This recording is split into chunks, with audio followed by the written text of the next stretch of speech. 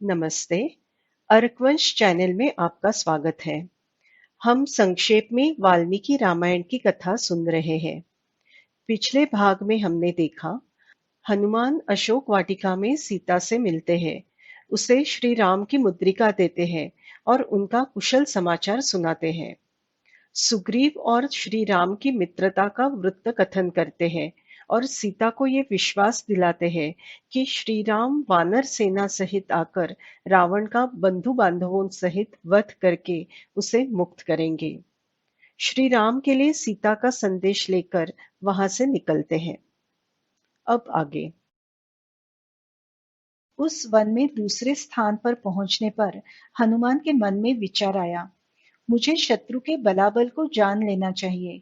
अगर मैं इस वन का विध्वंस कर दूंगा तो मुझे मारने के लिए रावण अवश्य ही अपनी सेना भेजेगा।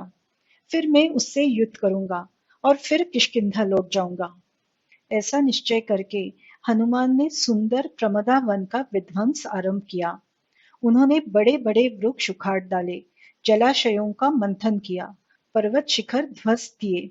रावण को ये वार्ता मिलते ही वो क्रोधित हो गया और उसने 80,000 वीर किंकर नामक योद्धाओं को हनुमान को पकड़ने के लिए भेजा।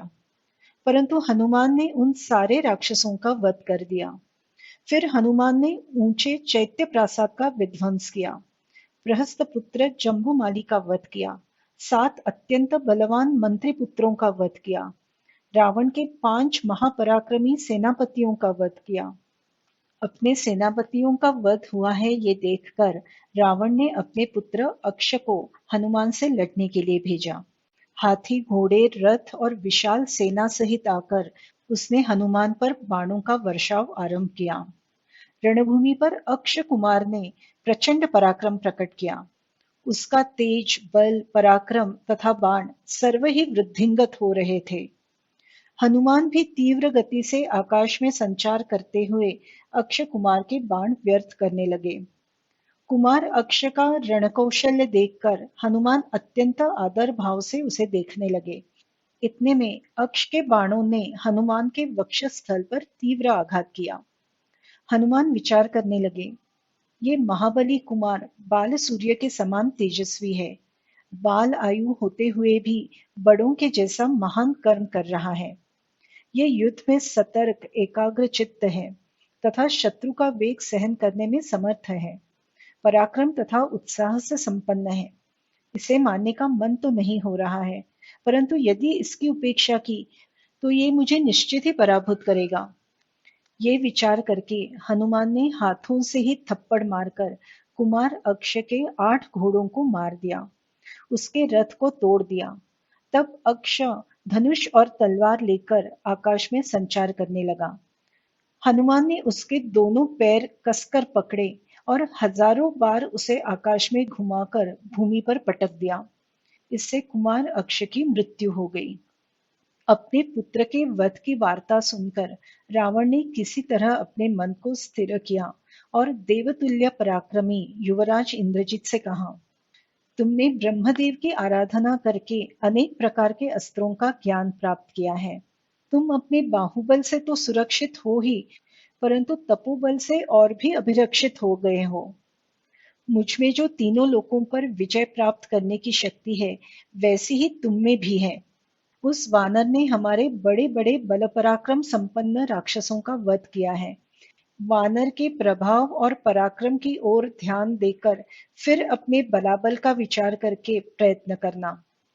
वहां बड़ी सेना लेकर जाने का कोई प्रयोजन नहीं है, क्योंकि या तो सेना का विनाश हो जाएगा या फिर वो पलायन करेंगी। अधिक तीक्ष्णता वाले या कठोर वज्रास्त्रों का प्रयोग भी निष्फल ठहरेगा। वो अग्नितुल्य तेजस्वी वानर किसी भी साधन विशेष से मारा जाना संभव नहीं है। एकाग्र चित्त होकर उचित उपायों का अवलंबन करना। अपने दिव्य रथ पर आरूढ़ होकर इंद्रजीत हनुमान से युद्ध करने लगा। इंद्रजीत ने जब देखा कि हनुमान युद्ध में अवध्य है, तब विचार करके उसने हनुमान को ब्रह्मास्त्र से वध किया। हनुमान विचार करने लगे कि ब्रह्मदेव के वरदान के कारण मैं केवल एक मुहूर्त के लिए ही इस अस्त्र से बद्ध हो सकता हूँ, तो राक्षसों को मुझे वध करने दो। इससे मेरी राक्षसराज रावण से भेंट हो सकेगी। ऐसा विचार करके हनुमान निश्चेष्ट हो गए। राक्षसों ने उन्हें वृक्ष वल्कल से बनी हुई रस्सी से कसकर बांधा। इससे हनुमान ब्रह्मास्त्र के बंधन से मुक्त हो गए, क्योंकि ब्रह्मास्त्र का बंध अन्य बंधन के साथ नहीं रहता। इंद्रजित ने जब ये देखा तो वो विचार करने लगा, अन्य बंधनों से बद्ध होने पर भी ये वानर अस्त्र बंध से बद्ध है, ऐसा नाटक कर रहा है।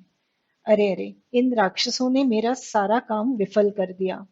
इन्होंने मंत्र शक्ति का विचार नहीं किया। अब इस अस्त्र का दोबारा प्रयोग नहीं किया जा सकता। राक्षस हनुमान को मारते हुए रावण के सामने ले आए। रावण रत्नों से चित्रित स्फटिक मणि से बनाए हुए सुंदर सिंहासन पर विराजमान हुआ था। सुवर्ण के दीप्तिमान मुकुट से वो शोभायमान हुआ था। बहुमूल रेशमी वस्त्र तथा सुवर्ण के विचित्र आभूषणों से वो अद्भुत शोभा संपन्न दिखाई दे रहा था। उसके नेत्र दर्शनीय होते हुए भी रक्तवर्णी और भयावह थे।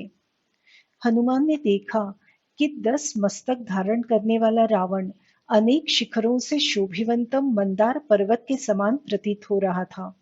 वस्त्राभूषणों से सजी हुई अनेक सुंदर युवतियां उसकी सेवा में उपस्थित थी। मंत्र तत्व जानने वाले दुर्धर, प्रहस्त, महापार्श्व तथा निकुंभ, ये 4 राक्षस मंत्री उसके पास बैठे थे। उसके तेज से मोहित होकर हनुमान के मन में आया, अहो रूपम अहो धैर्यम अहो सत्वम अहो द्युतिः अहो राक्षसराजस्य सर्वलक्षण युक्तता। आहा, इस राक्षस राज का रूप, साहस, शक्ति एवं तेज सारा ही अनुपम है। ये सारे राजोचित लक्षणों से संपन्न है। अगर इसमें अधर्म का प्राबल्य न होता तो ये राक्षस राज संपूर्ण देवलोक का संरक्षक हो सकता था। ये अमित तेजस्वी राक्षस राज अगर क्रुद्ध हो जाए तो सारे विश्व में प्रलय कर सकता है। इधर रावण भी तेजस्वी हनुमान को देखकर विचार करने लगा, ये वानर रूप में साक्षात भगवान नंदी तो यहाँ नहीं आए हैं। पूर्व काल में जब मैंने कैलाश पर उनका उपहास किया था तब उन्होंने मुझे श्राप दिया था, या इस रूप में यहाँ बाणासुर का ही आगमन हुआ है। फिर वो प्रहस्त से कहते हैं कि इस वानर को उसके आने का प्रयोजन पूछो। प्रहस्ता हनुमान से पूछता है, बोलो वानर, तुम्हें यहाँ किसने भेजा है? क्या इंद्र ने भेजा है, या यम ने भेजा है, या कुबेर ने भेजा है? तुम डरो मत, सब कुछ सच सच बता दो, फिर तुम्हें छोड़ दिया जाएगा। यदि तुमने असत्य कथन किया फिर तुम्हारा जीवित रहना संभव नहीं होगा। हनुमान उत्तर देने लगते हैं, मुझे इंद्र, यम, वरुण या कुबेर ने नहीं भेजा है। मैं जन्म से वानर हूँ। राक्षसराज रावण की भेंट हो सके इस उद्देश्य से मैंने ये वन उजाड़ कर दिया। फिर जब तुम्हारे राक्षस मुझसे युद्ध करने लगे तब मैंने आत्मरक्षण के उद्देश्य से उनसे युद्ध किया। मुझे देव अथवा दानव अस्त्र से बध नहीं कर सकते। ब्रह्मदेव का ही मुझे ऐसा वरदान है। राक्षसराज से मिलने के हेतु मैंने इस अस्त्र बंधन का स्वीकार किया। राक्षसराज, मैं सुग्रीव का संदेश लेकर आया हूँ। श्री राम तथा सुग्रीव की मित्रता स्थापित हुई है। इस समय लाखों वानर सीता की खोज करते हुए पृथ्वी पर भ्रमण कर रहे हैं। मैं वायुपुत्र हनुमान हूँ। सीता का शोध लेने के लिए तथा तुमसे मिलने के लिए यहाँ आया हूँ। तुम धर्म तत्व एवं अर्थ तत्व जानते हो। तुम बड़े तपस्वी हो। परस्त्री को बलपूर्वक अपने घर में रखना तुम्हारे लिए कदापि उचित नहीं है। धर्म विरुद्ध कार्य कर्ता का समूल नाश करता है। तीनों लोकों में एक भी ऐसा प्राणी नहीं है जो श्री राम का अपराध करके सुखी रह सके। तुम सीता को श्री राम के पास लौटा दो। मैंने यहाँ देवी सीता का दर्शन किया है। तुम उसे नहीं जानते। जिस प्रकार विषमिश्रित अन्न भक्षण करने वाले बलवान पुरुष भी उसे पचा नहीं सकते, उसी प्रकार सीता को अपनी शक्ति से पचाना देवता अथवा असुरों के लिए भी संभव नहीं है। तुम्हारी तपस्या के फलस्वरूप तुम देव तथा असुरों को अवध्य हो गए हो, परंतु वानर राज सुग्रीव तथा श्री राम देव भी नहीं है, यक्ष भी नहीं है और राक्षस भी नहीं है। वो तो वानर और मानव है, फिर तुम उनसे अपने प्राणों का रक्षण कैसे करोगे? जनस्थान में हुआ राक्षस संहार, वालीवध तथा सुग्रीव श्री राम युति, इन तीनों घटनाओं पर ठीक से विचार करके फिर स्वहित का पुनः विचार करना। मैं श्री राम का दूत हूँ। श्री राम विष्णु तुल्य पराक्रमी है। भूतों सहित सर्व लोकों का संहार करके पुनः सृष्टि की रचना करने की शक्ति रखते हैं। श्री राम का अपराध करके तुम अधिक काल जीवित नहीं रह पाओगे। हनुमान की बातों से क्रोधित होकर रावण ने सेवकों को उनका वध करने की आज्ञा दी। परंतु विभीषण रावण को समझाता है कि दूत का वध करना धर्म विरुद्ध है, इसलिए इसे दूतों के लिए उचित ऐसा अन्य दंड दिया जाए। तब रावण कहता है कि वानरों को उनकी पूंछ बड़ी प्रिय होती है, तो इस वानर की पूंछ जला दी जाए और इसे नगरी के पथों पर एवं चौकों में भ्रमण कराया जाए। ऐसी आज्ञा होते ही राक्षसों ने हनुमान की पूंछ को वस्त्र बांधकर उसे तेल में भिगोया और आग लगा दी। राक्षसों ने उन्हें जकड़कर बांधा और उन्हें मारते हुए नगरी में ले जाने लगे। हनुमान ने सोचा, मैंने रात में नगरी देखी थी, अब मैं दिन में बारीकी से नगरी का निरीक्षण करूंगा। राक्षस हनुमान को खींचते हुए संपूर्ण नगर में घुमाने लगे। शंख एवं भेरी बजाते हुए वो राक्षस हनुमान ने किए हुए रावण द्रोह के अपराधों की घोषणा कर रहे थे। चौकों में, मंडपों में खड़े होकर ये हैर है ऐसी निर्भत्सना कर रहे थे। जलने वाली पूंछ वाला वानर देखने के लिए बालक, वृद्ध और स्त्रियां घर से बाहर आने लगी। जब सीता को राक्षसियों से ये बात पता चली, तब उसने अग्निदेव को हनुमान के लिए शीतल बन जाने की प्रार्थना की। सीता की प्रार्थना से अग्निदेव शांत भाव से जलने लगे। वायुदेव भी अत्यंत शीतलता से बहने लगे। इससे हनुमान को तनिक भी दाह नहीं हुआ। हनुमान ने सारा नगर बारीकी से निरखा और फिर उस बंधन से अपने आप को मुक्त किया और लंकापुरी के महलों पर उड्डान करते हुए उन्हें जलाना आरंभ किया। इस प्रकार हनुमान ने मुख्य मुख्य राक्षसों के निवास स्थान तथा रावण के महल को भी आग लगा दी। विभीषण के घर के अतिरिक्त अन्य सर्व राक्षसों के घरों को आग लगा दी। लंकापुरी के पर्वत शिखर को भी जला दिया। हवा का साथ मिलते ही वो अग्नि इतना बढ़ गया कि वो प्रलयकालीन अग्नि जैसा दिखाई देने लगा। इस प्रकार लंका नगरी को आग लगाकर, हजारों राक्षसों का वध करके, वनों को उजाड़ करके हनुमान ने समुद्र के जल में अपनी पूंछ की आग बुझा दी। देव, गंधर्व, ऋषि हनुमान की इस भीम कार्य के लिए प्रशंसा करने लगे। हनुमान ने जब देखा कि सारी लंकापुरी जल रही है, राक्षस भयभीत होकर भाग रहे हैं, तब सीता भी कदाचित इस आग में दग्ध हो गई होगी, इस विचार से उन्हें चिंता होने लगी। मैंने वानर सुलभ, चंचलता पूर्ण, अविचार युक्त स्वामी को घातक ऐसा कृत्य किया है, ऐसा सोचकर वो स्वयं की घृणा करने लगे। फिर उनके मन में विचार आया, कदाचित सीता अपने चारित्र्य बल से, पवित्रता के प्रभाव से सुरक्षित रही होगी। अग्नि अग्नि को कैसे जला सकता है? वो शीघ्र ही अशोक वन में आए, तो वहां जानकी को सुखरूप देखकर बड़े प्रसन्न हुए। फिर वो प्रस्थान के लिए तैयार है ये देखकर सीता को बड़ा दुख हुआ। अब वो राक्षसों के बीच पुनः अकेली रह जाएगी। श्री राम के आने तक जीवित रह पाएगी भी या नहीं? सारी सेना इतना विशाल समुद्र कैसे पार कर सकेगी? इस विचार से वो बहुत दुखी हो गई। हनुमान ने आरिष्ट पर्वत पर आरूढ़ होकर समुद्र पार करने के लिए उड्डान किया। वो पर्वत 30 योजन ऊंचा और 10 योजन चौड़ा था। फिर भी हनुमान के उड्डान के आघात से वो विदीर्ण हो गया। समुद्र के उत्तर तट पर पहुंचकर अन्य वानरों को सीता का शोध लगने की सुखद वार्ता दी। उन्हें मार्ग में आए हुए संकट, सीता की दुर्दशा, उसकी पतिभक्ति, रावण का तपोबल, लंका दहन इत्यादि घटनाएं विस्तार से बताई। फिर वो वानरों से कहते हैं, हमें सीता को बंदीवास से मुक्त करा के रावण का वध करके सीता को लेकर ही श्री राम के पास जाना चाहिए। अंगद भी इस बात से सहमत हो जाता है, अपने गढ़ के वानरों का पराक्रम कथन करता है और सहजता से रावण पर विजय पाने की आशा व्यक्त करते हुए लंका पर आक्रमण करने की तैयारी दिखाता है। परंतु वृद्ध जाम्बवान कहता है कि हमें श्री राम ने केवल सीता को खोजने की आज्ञा दी है, उसे साथ में ले आने की आज्ञा नहीं दी है। अपने कुल का स्मरण होने पर श्री राम को हमारा ये कार्य अच्छा नहीं लगेगा।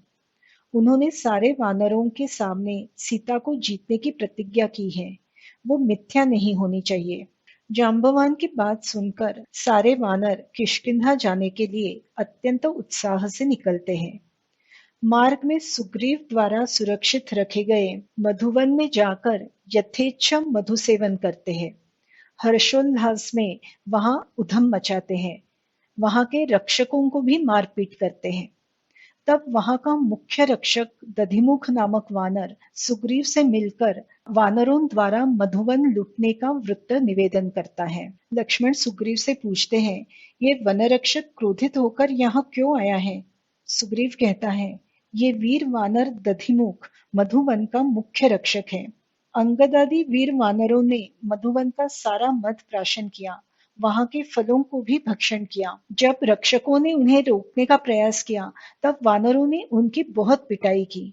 ये वृत्त सुनकर मेरा ये अनुमान है कि निश्चित ही उन्हें देवी सीता का शोध लग गया है, अन्यथा मधुवन लूटने का साहस नहीं किया होता। मैंने ही दधिमुख को उस वन का रक्षक नियुक्त किया है। उन वानरों ने दधिमुख के विरोध का भी सम्मान नहीं किया। इस साहस का यही अर्थ है कि उन्हें सीता का दर्शन हो गया है। ये कार्य अवश्य ही हनुमान ने सिद्ध किया होगा। हनुमान में कार्य सिद्धि की शक्ति एवं बुद्धि है। उसमें उद्योग, पराक्रम तथा शास्त्र ज्ञान प्रतिष्ठित है। जिस दल के नेता जाम्बुवान तथा अंगद है और अधिष्ठाता हनुमान है, वो दल कभी पराजित नहीं हो सकता। वो दिव्य वन मेरे पूर्वजों को देवताओं से वरदान रूप में प्राप्त हुआ है। विदेह नंदिनी का दर्शन किए बिना उस वन का विध्वंस करने का साहस वो विख्यात वानर कभी नहीं कर सकते। ये सुनकर श्री राम लक्ष्मण अत्यंत प्रसन्न हो गए। मत उतरने पर अंगद तथा हनुमान के नेतृत्व में सारे वानर किष्किंधा पहुंचते हैं। हनुमान जानकी का सारा वृत्तांत कथन करते हैं। सीता देवी रावण के अंतःपुर में बंदीवास में है। राक्षसियां उसे डराते धमकाते रहती हैं। श्री राम के विषय में उसके मन में अनन्य अनुराग वास करता है। रावण ने उसे जीवित रहने के लिए केवल 2 मास का अवधि दिया है, परंतु अब तक विदेह कुमारी अक्षत है। रावण के विषय में उसे यत्किंचित भी प्रयोजन नहीं है। फिर हनुमान सीता का संदेश सुनाते हैं और उसने दिया हुआ चूड़ामणि श्री राम को देते हैं। उस उत्तम मणि को हृदय से पकड़कर श्री राम अश्रु बहाते हैं। सुग्रीव से कहते हैं, जल से प्रकट हुआ ये मणिरत्न देवताओं ने एक यज्ञ में संतुष्ट होकर राजा जनक को दिया था। राजा जनक ने विवाह समय वो सीता को दिया। ये मणि सदैव मेरी प्रिया के मस्तक पर शोभायमान होता था।